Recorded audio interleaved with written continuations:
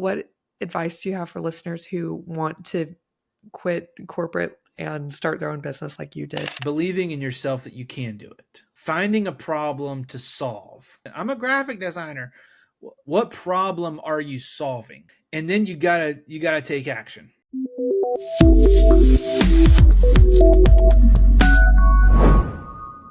Welcome to the Answer the Call podcast, where we help Christian professionals discern their calling and land a job or start a business that's aligned with it. Today, I have Andrew Spikes with me, who has had, from the title, you could probably tell, an incredible career. We'll get more into that. You have, Andrew, created a digital marketing agency that for faith-driven businesses that has landed on the Inc. 500 fastest growing companies in the US, privately held.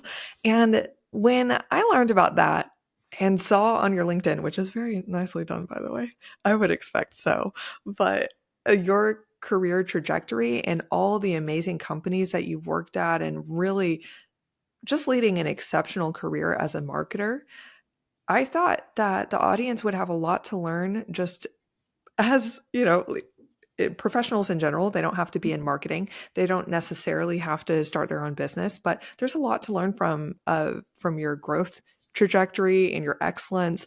So I have some questions for you, but welcome. Yeah, thank you, Kelsey. I'm super thrilled to be here. I'm super thrilled to chat with you and hang out with the audience. And whatever I can lean into to help support, individuals, Christians who are looking to progress in their career or maybe looking to take that leap of faith, from working at a business to doing their own thing. So whatever I can.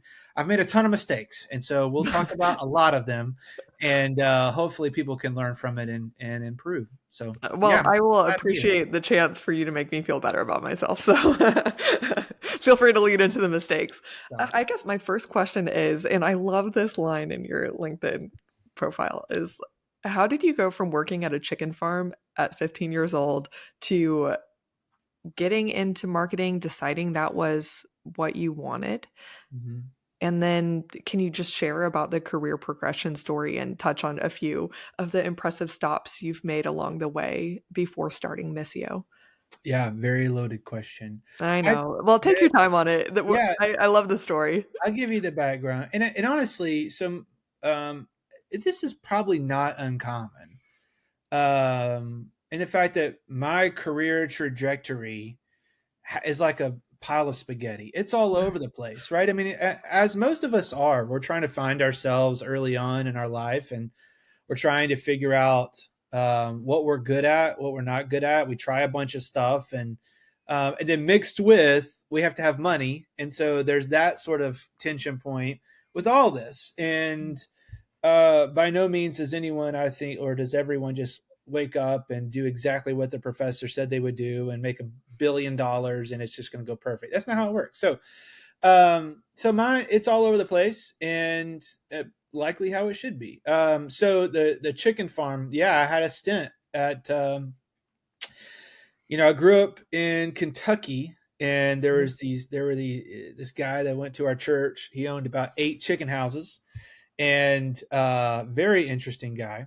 And so needed some help. I went out there a couple days, and I will save the audience some really rough stories at my tenure there. But it was, you're 15, 14, 16, you're grunting it, right? I mean, some people are working at Chick-fil-A. I was working in a chicken house a couple of times. Now, that was not further up the supply chain.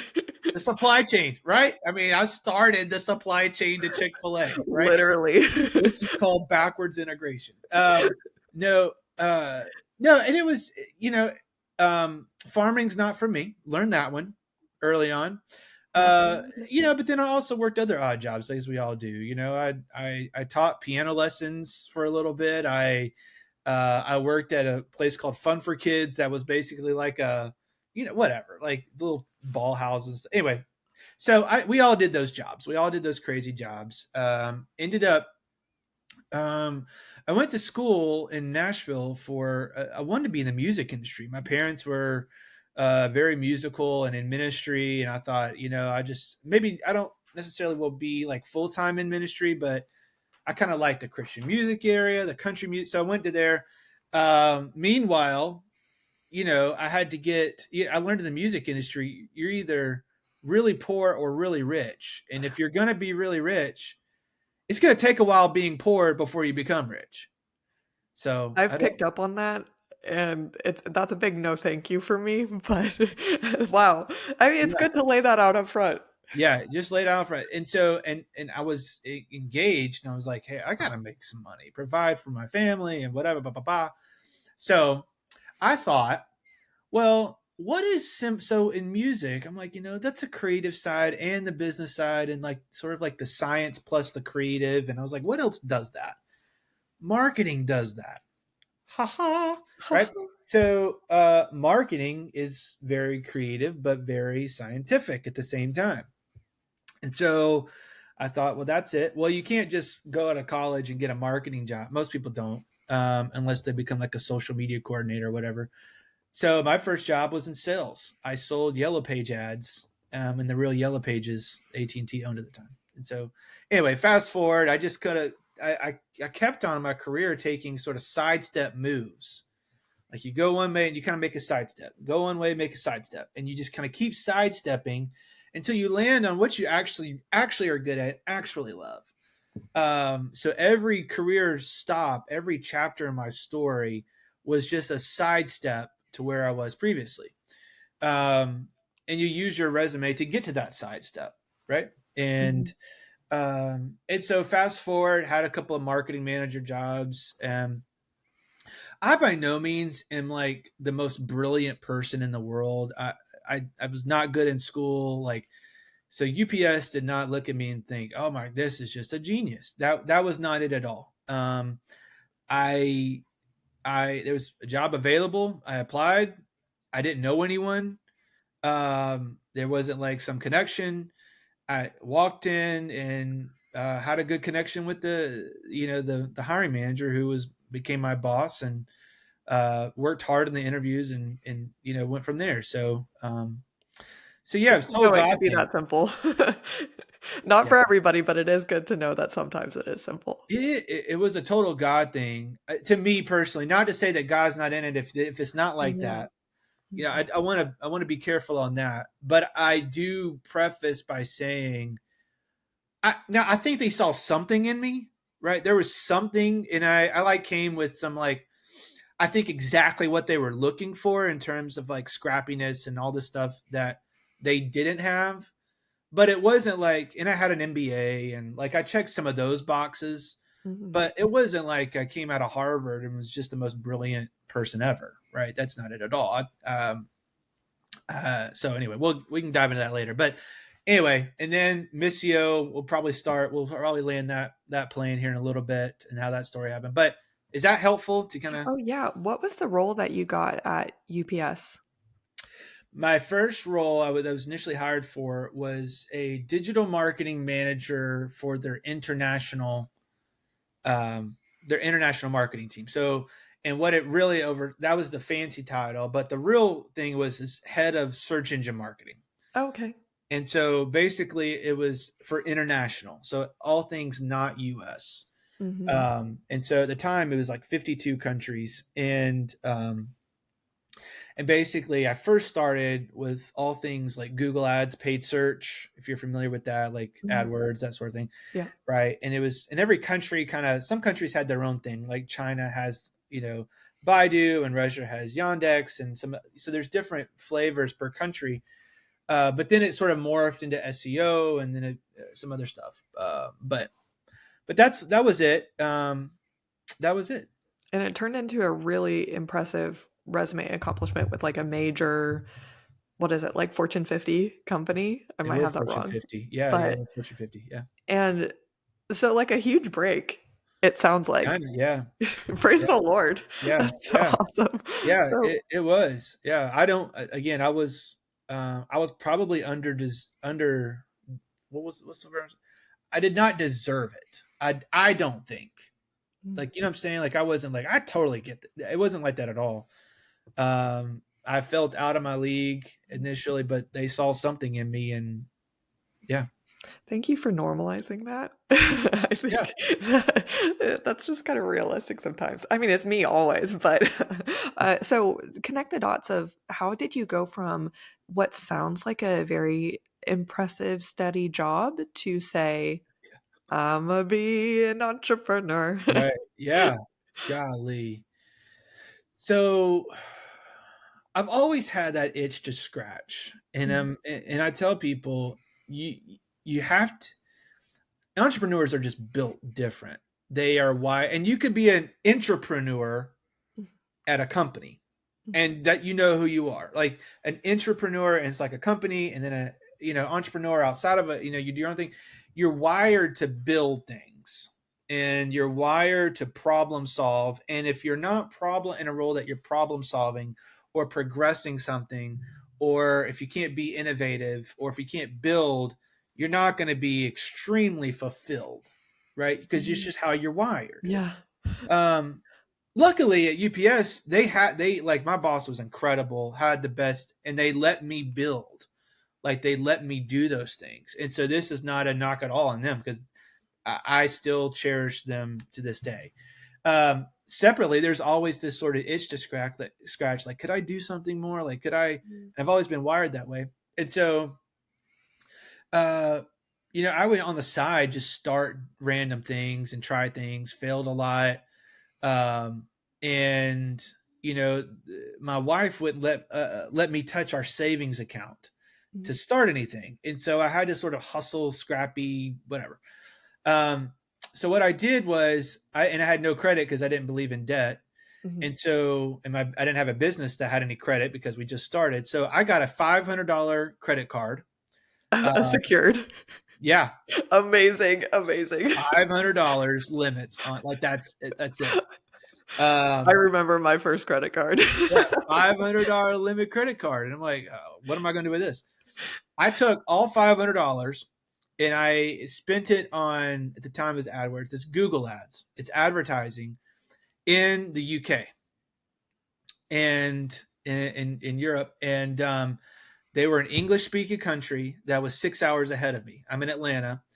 I looked at my sort of my path, and I'd show up to UPS around 7:30 in the morning and leave around 5 or 6 o'clock or whatever. My commute both ways was an hour and a half. Wow. So I had 3 hours on the road per day. And I thought, what can I do with the 3 hours per day? And so I played the time zones because I was already used to international marketing. So I bought advertising in the UK, in Great Britain, and set up sales calls so that I could do it at 7:30, 7 a.m. my time on the road on my commute, and it would be like 1 p.m. their time.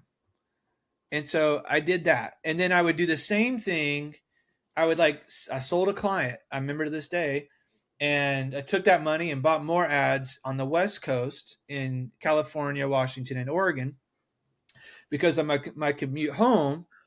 They're 4 hours behind me. And so I could take sales calls on the way in the UK and on the way home on the West Coast. And it would be like 2 p.m., 1 p.m. their time, and it's 5 or 6 my time.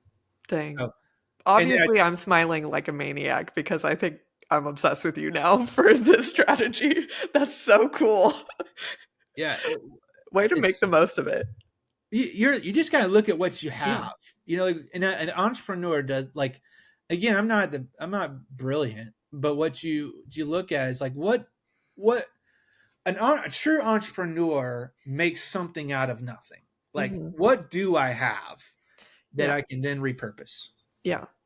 I'm going to say something pretty bold here. I think that being too smart, especially too book smart, is not great in most entrepreneurial endeavors. Like we're not talking since most of us aren't Mr. Musk. Like I just grew up with my dad. I know he's okay with me saying this. He laughs at it all the time. I'm like, well, I'm also very southern, so I say, "Daddy, Yeah, you are the smartest, dumbest person I know." He's like so simple minded, but he has had a successful entrepreneurial career for like my whole life. And hmm, it's because he overthinks nothing. And it's right, just like, yeah, why not? Yeah, why not? yeah, Yeah, why yeah, not? And I think that at least in my case, and maybe his, like the naivete kind of Yeah. helps sometimes. And quite honestly, I think your book smart is a good point. I mean, I'm your dad's no dummy. I'm no dummy. You're no dummy, right? I'm also Southern, so I can say it like that. Yeah. So we're not idiots. We learn, and we learn scrappiness. We learn problem solving. We learn critical thinking. We learn. I mean, there's a long list. Zuck to Musk. Well, Musk graduated, but Zuck, and all these they're brilliant, Yeah. right? And I think the point would be you don't have to be that to be successful. You have to Mhm. work your tail off and be a problem solver. Mhm. Um, and yeah, that's it. Just That's that it. simple, right? Just work your tail It's off, it's that solve problems. simple. And Yeah. then you become on the Inc. 500 list. Yeah. Boom, shakalaka. So, I mean, for real, how did you go from the one man show to how many employees do you have now? We're around 40, I think. 40 team members. That's my last count. It may be 45, but I probably That's should know awesome. that. But it's around. Yeah, and I should shout out, maybe listeners should keep a tab on your website if you have a careers page, if there's any like sharp Christian Yeah, they definitely cool. And professionals we that want also post on our LinkedIn. So if we ever do recruiting, always like 100% go to LinkedIn and post it too. to. But yeah, they can go to our website. They can. I mean, we're not a baby company, but nor are we like a massive one either. So if someone sends us an email with a resume and whatever, we typically look at it. So It's a nice teenage company. I a don't nice know if you would teenage say company. Yeah. it. Yeah. So when did you decide it made sense to quit UPS and go full time? It was 2020, and uh, it's interesting. Pandemic happened.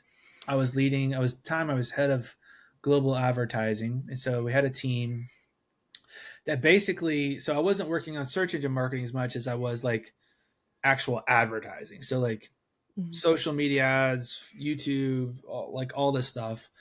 Um, and our team went home to work remote as we all did. And I fast forward a couple of months, and I was home with my family and home with my girls, my two daughters, and I got to a point where I was like, I, I don't. Feels weird, but I like this too much, right? I like being home with the family too much, and that 3 hour commute was looking bad, you know. And so in September of that, I basically said, "Hey, I'm gonna resign."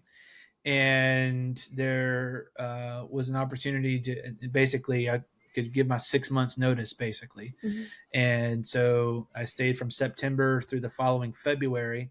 But yeah, it was like this go or no go. Like it was just like I'm not Mhm. like I'm going all in. And I will say, like at the time, I had 13 team members, so it Are wasn't you like kidding me?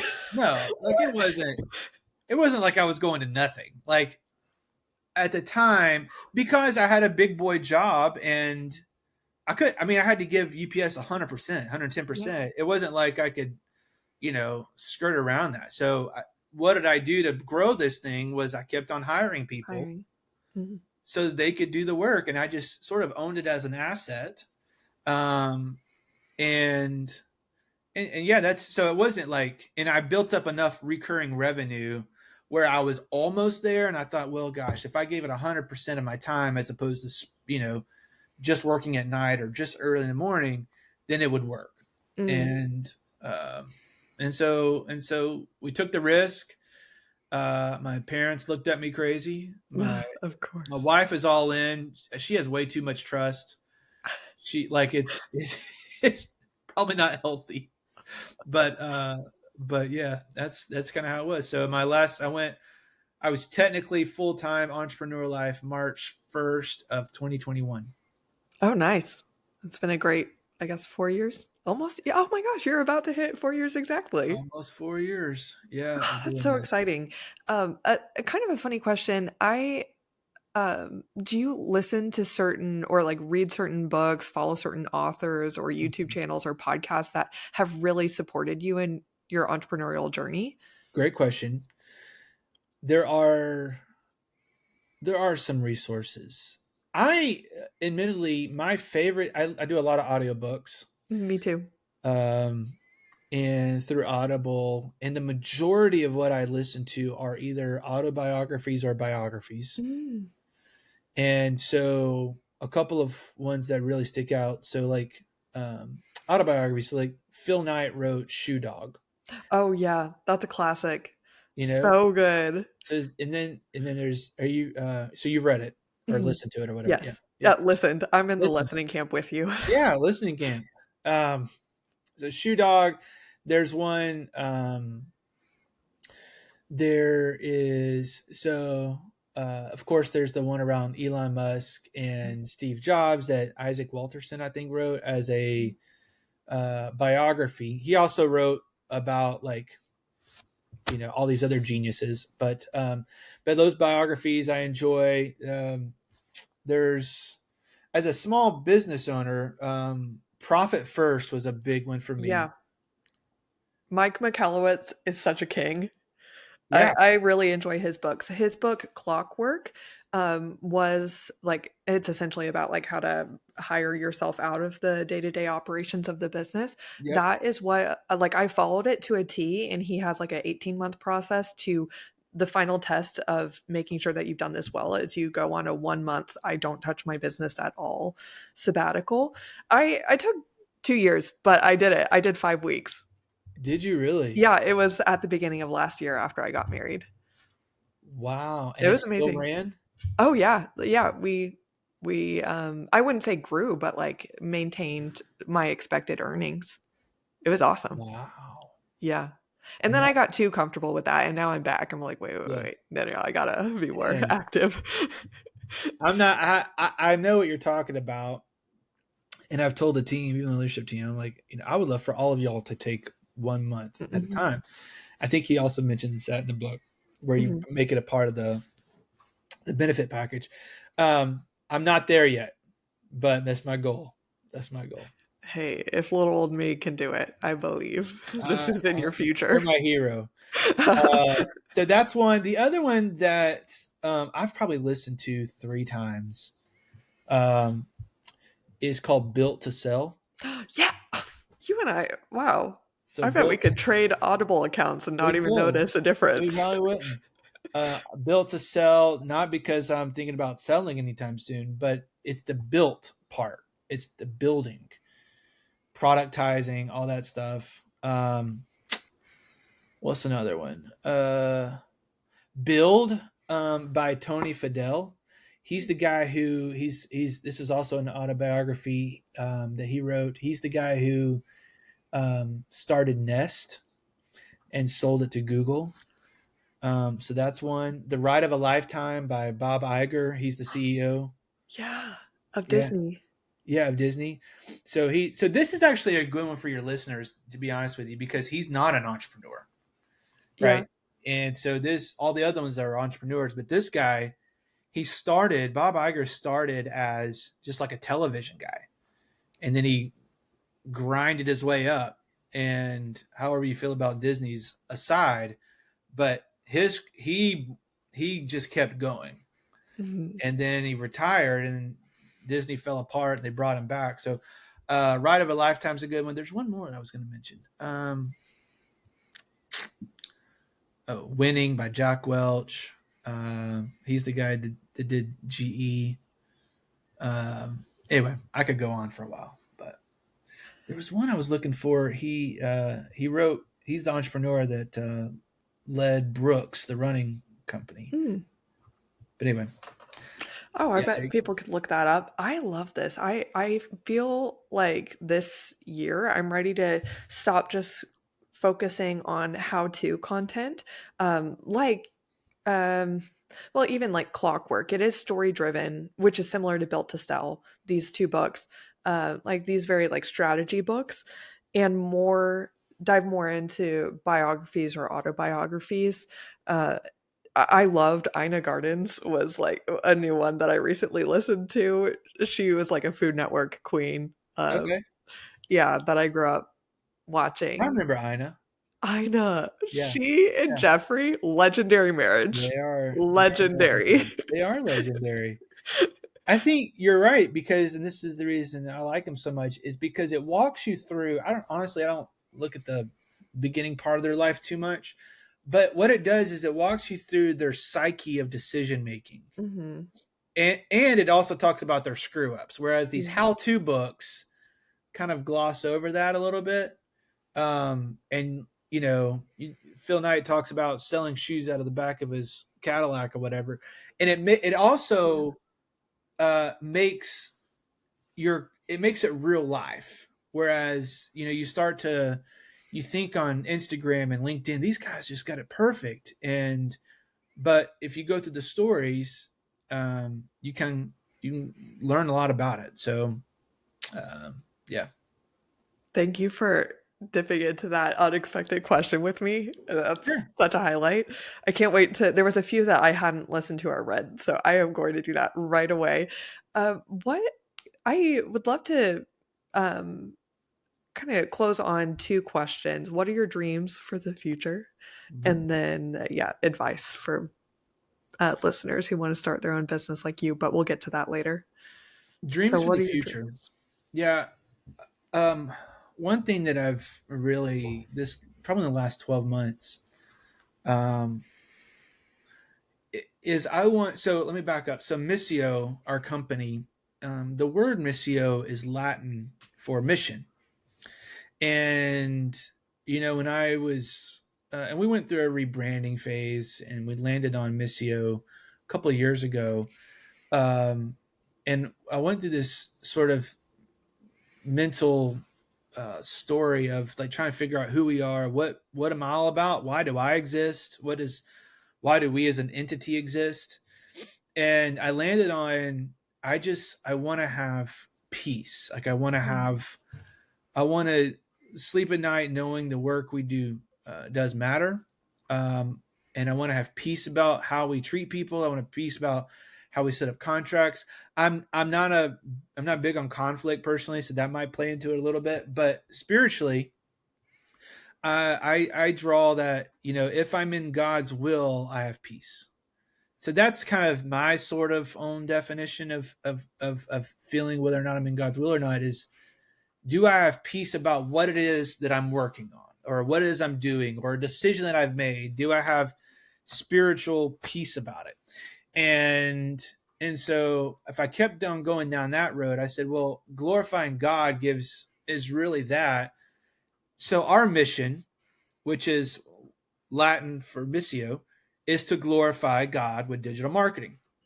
And so if you were to ask me what my dreams are, it would be to be the best at glorifying God with digital marketing. Like Love it. like I want us, and we're not there yet, I don't think. But I want us to be the best. I want us to not, I want our service and product to be so good that it literally is the best. People are brand fans of what we do, which we have many. But I want us to be, I just want to be proud of the work that we do. And I'm very proud of our team. Our team crushes it. I want to continue that trajectory. And so that I can sleep at night and knowing that what we do, we're proud of, we're in God's will, we're glorifying God, we're treating people with respect and dignity, and clients and team members. And we have, you've probably read Good to Great. I feel like Mhm. everyone has, right? And Yeah. everyone has a BHAG, right? Yeah, The big, hairy, I've got a audacious goal. BHAG. And so we have two. And our two is, so one of them is a profit goal. Like we say, I want to have by 2032 X amount of profit per year, right? And it's a massive, nasty looking number. It's crazy. But our other one is to be one of the best places to work according to Glassdoor. And so, and if you look in Glassdoor, like Google's on there, right? And like some massive companies that are fantastic at quote unquote employee retention and employee workplace, etc. I want to be on that list. And so if you talk about our dreams, I have a BHAG to hit a profit goal, and I have a BHAG to be one of the best places to work. Um, and then I want our team to feel like they're fulfilled and they're, so I just want, yeah, I don't think it's an end marker necessarily. It's the journey to get there that glorifies God, that we do meaningful work, that we're reflecting our core values. I just want to feel really good about all that. Hmm. That's so We'll inspiring. see where that takes us. I don't know. We'll see. I think somewhere great. We'll Look at see. where you've gone so far. We'll see. And I do want to mention that I think, I do know that small business owners are listening as well. And I think they should hire your agency because I think, it's fairly accessible to small and medium sized businesses. So Yeah. I just want to drop that. They should Thank go you, on Kelsey. missioadigital.com. Thank you, Kelsey. So, yeah, lastly, what advice do you have for listeners who want to quit corporate and start their own business like you did? It's a great question. Um, and I would say number one is that any advice that I give is only one perspective of how to do whatever it is you want to do. Yeah. That you'll hear one entrepreneur say, you got to do this. You hear me say, you got to do this. Quite frankly, at the end of the day, all it comes down, not all, but it comes down to like believing in yourself that you can do it. Finding a problem to solve. That's a big, like, you got to solve a problem. And I'm a graphic designer. What problem are you solving? Right? I want to be on my own. What problem are you solving? You got to solve a problem. And then you gotta take action. If you're working right now at a position, give them 100%. Do not steal from them in terms of their time. Thank you for saying that. Don't do that. Don't do that. You got to give them 100%. It is actually stealing. It is stealing. Yeah. Yeah. Don't steal from them. Don't steal their copy paper. Don't steal their time. Right? They are paying for and investing in you. That's their investment, and they need to get that. And as a Christian, as a Jesus follower, we have an ethical, moral, spiritual obligation to be true to that and to uphold our end of the contract that we signed when they first invested it. So keep doing that. However, if you want it bad enough, start at nighttime, right? Find those opportunities before and after work, that you can hustle but hustle towards problem solving. That would be some of my advice. The problem solving is easier said than done. A lot of people just want to go on my own and be my own boss, and you got to solve. This, Kelsey. You've found a problem to Yeah. solve. It's not about you and your dream life. It's about how do you get the people who are paying you closer to their dream life. Exactly. You're Because exactly there's something that is causing them to hurt. So where are you causing relief or save time, money, pain exactly. points, You're all of spot that? And on. that's your professional identity, not your graphic designer identity, like you were saying. Exactly. You're spot on, and you treat your. It's all about It's all about clients and them. It's not about you. You're spot on, Kelsey. You nailed that. You nailed that. Thanks. Well, Andrew, I really have been so inspired and helped by this conversation. I didn't even think about the option of growing a business through contractors before you yourself are full time. That is genius that you did that. I mean, would you say it was contractors, right? Like, Majority, yeah, yeah. majority, yeah, yeah, yeah. So you even had full time people? I think I had one or two, but they were. I mean, I think at the time they were still 1099s, but they Mhm. were working 30, 35, 40 hours. That's so cool. Well, you might be like, oh, Kelsey is not genius, but like the level of options, the extent of options I did not think through still amazes me when I was just like, I'm going to start this. Yeah, But so I'm just really helped by your story, and I know others are too. Can you pray for us and I the would love to. listeners to Yeah, close? I would love to. Dear Heavenly Father, Lord, I thank you so much for this opportunity to hang out with Kelsey and the amazing work that she's doing by serving her audience with career growth, career advice, professional advice, but all within the lens of glorifying you, bringing you all the glory in the world. And we thank you for her entity that she is leading. Lord, I pray especially for all the Christian professionals who are listening to this, watching this, God, that they would lean into you and recognize that you are the way and the truth and life, and that their identity does not come from a 9 to 5. Their identity does not come from what their boss says about them. Their identity is in you. And Father, we just lift them up. Lord, I ask that you would just encourage them, comfort them, surround them with your presence, Father, and just bless them and lead them and guide them and help them navigate their own peace, their own way towards you, and the decisions that they make, if it's launching a business, growing a business, being an entrepreneur within their own company that they're already in.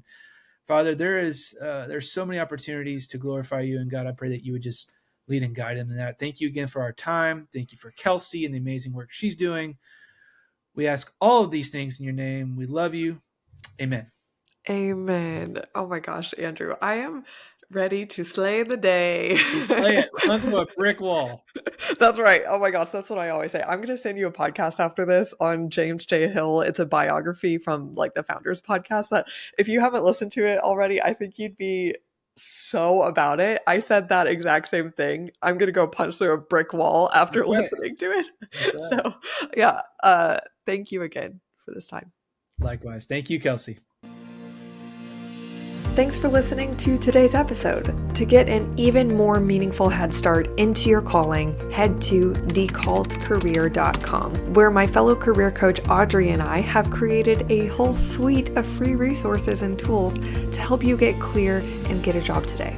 For those who are definitely ready to land a job or start a business in the next 6 to 12 months, we're here to help you biblically and practically discern your calling through coaching, reflection, and deep market research. Identify the job that's aligned with it, even if you currently have no idea what you want. Rebrand your resume and LinkedIn to translate your background to appeal to your future boss.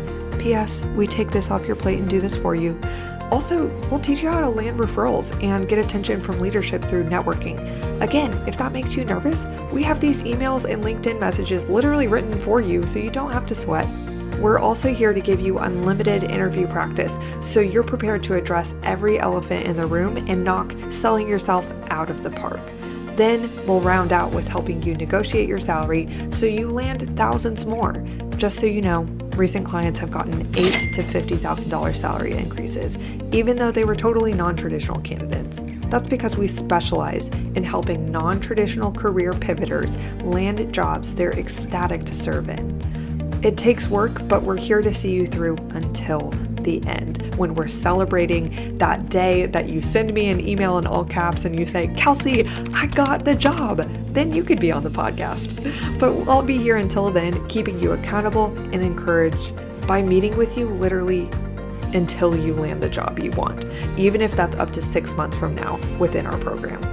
Apply to join at thecalledcareer.com, and I'll see you next week here at Answer the Call. Bye for now.